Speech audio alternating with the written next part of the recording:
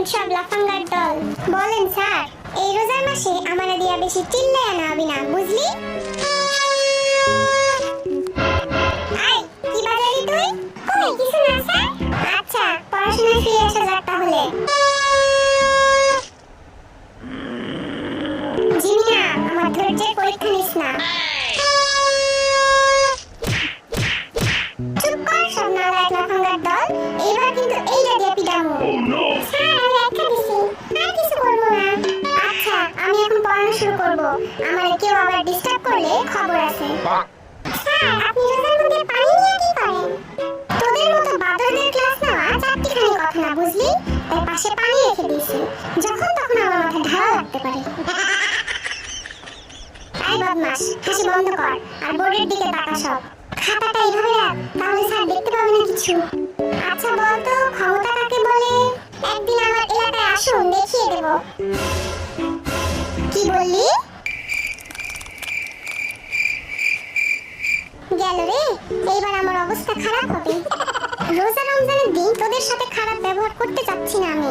এখনো বলছি শুধরে যা। স্যার লিখতাছে, এই সুযোগে খাইয়া লই একটু। জাঙ্কুক সাবধানে, স্যার যেন দেখতে না পায়। আই জিমি, কি করিস তুই? মুখ লুকাইতেছিস কেন? কিছু না স্যার। তোরা হইলি এক একটা গর্ধ। তোদের মতো বয়সে আমি অঙ্কতে 100-তে 100 পাইতাম।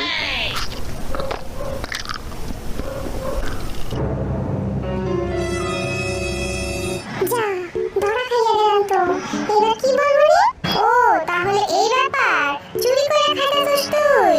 স্যার, আমার পেট খারাপ ছিল, তাই রোজা রাখতে পারিনি। যাক বাবা, আমার হাতে খাবার আছে, এইটা মনে হয় দেখতে পাই নাই। আইভি, তুইও রোজা নাই?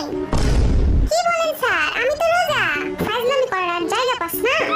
না না স্যার, আমি তো রোজা ছিলাম। কাল ইফতারের সময় এই খাবার বেঁচে গিয়েছিল, আর আপনারাই তো বলেন যে খাবার অপচয় করা ঠিক না। তাই তো আমি খাবারটা নষ্ট হতে দিলাম না। ঠিক করিনি স্যার? তা তোর পাশেরটারও কি সেম কেস নাকি?